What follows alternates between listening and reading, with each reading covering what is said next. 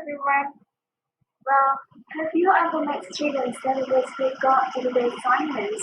Like you tried to ask them, the reply will be basically the same. Like I'm deeply sorry, sir, or ma'am, I forgot to do the assignments.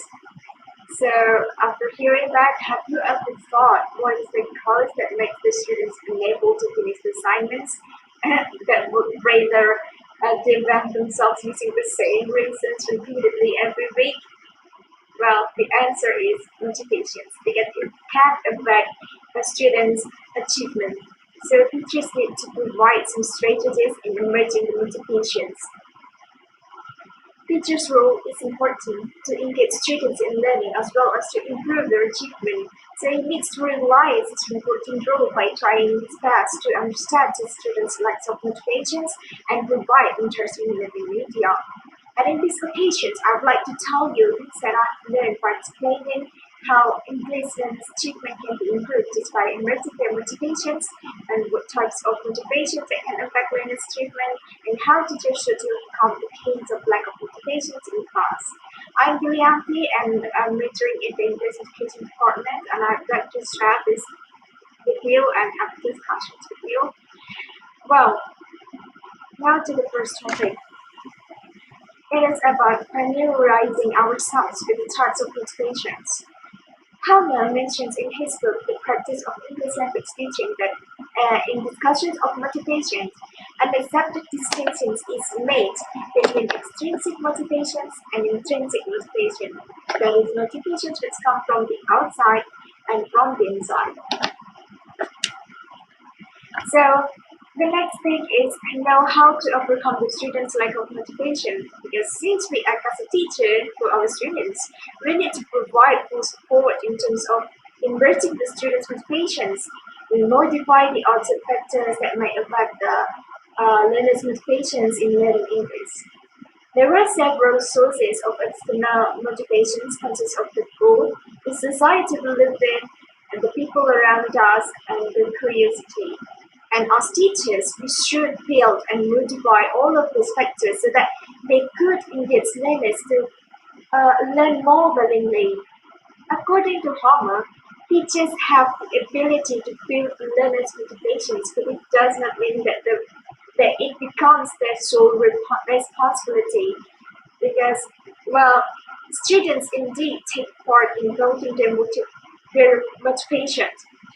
However, teachers have a positive impact and are able to build the motivation angel as a facilities of extrinsic motivations. So, what is this motivations angel? Well, according to Homer, the motivations angel is coming around this factors is about about achievement, attitudes, and activities, and also agency.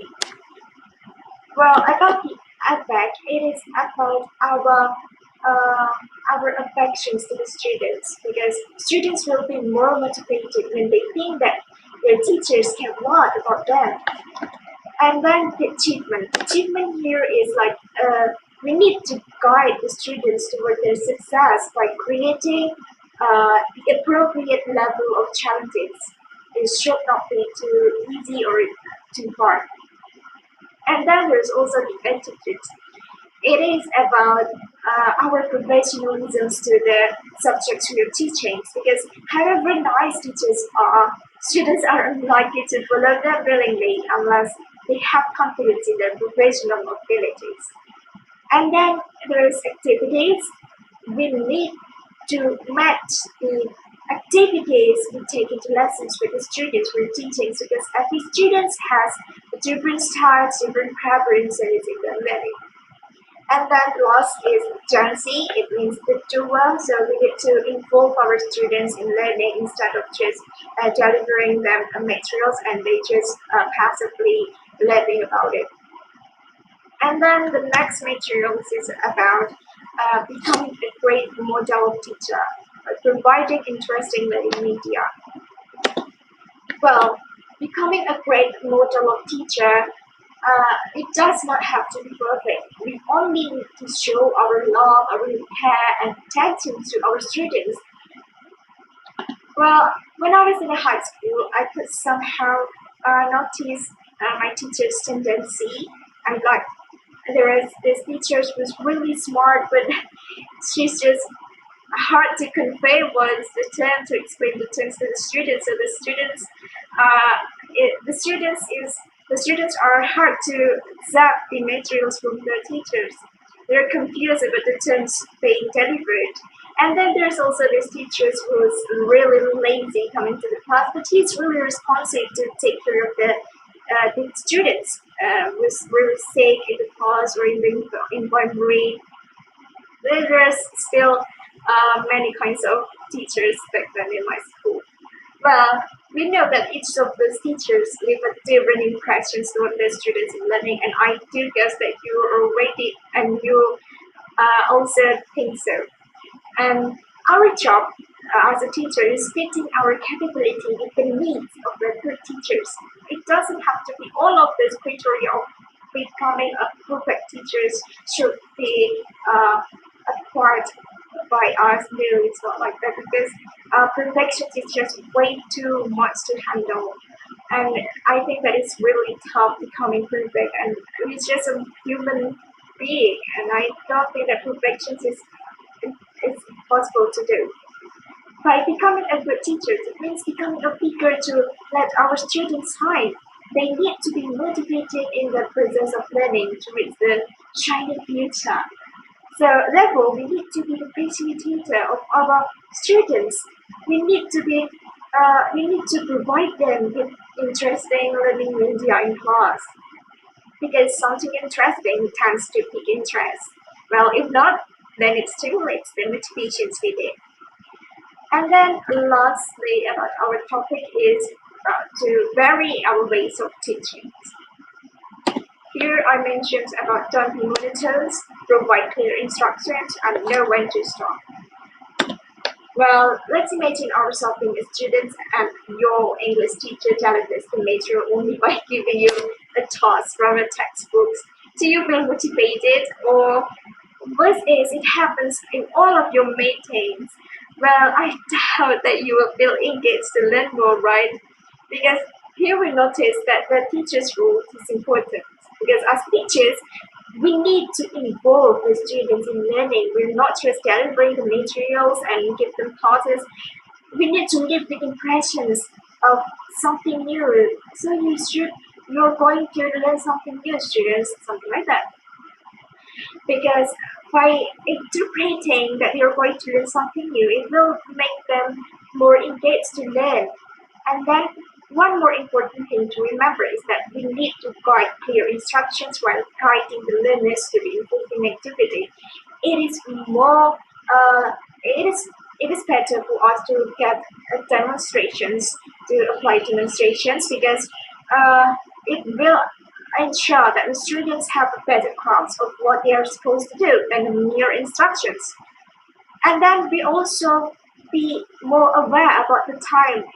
That's why we need to know when to stop because the time limits or the state of the students who might feel bored, it's not going to be effective when we're just going to apply the same method and then just they're going to get bored. And then last but not least is that the feedback from the students to improve our way of teaching. Well, in short, motivation has a great impact to improve students' achievement in language learning. Uh, and then all of these excuses and reasons made by students like, I'm sorry, ma'am, or so I forgot to do the assignments, and so forth and so forth. Now, all of this can be anticipated. And we know the source of all of those repeated excuses is probably because their lack of motivations, right? Well, after knowing all of this importance, we need to learn together. Uh, we need to learn about uh, the same response we are uttering by as a response to the students' reasons. We need to fix that. Are we still going to do the same response, or are we going to try our best in becoming great teachers? Well, let us try our best to engage them in learning without differentiating between the clear the clever or the not so clever.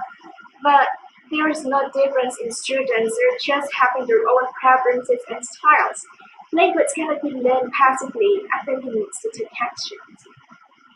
Before I finish my speech today, I have ever read a quote from Benjamin Franklin, which is likely to be appear in one of the films that I've watched about Anthony. It is about tell me and I forget, teach me and I may remember, involve me and I learn. I hope that this quote will inspire you to try your best in generating great students by engaging them in learning. Thank you.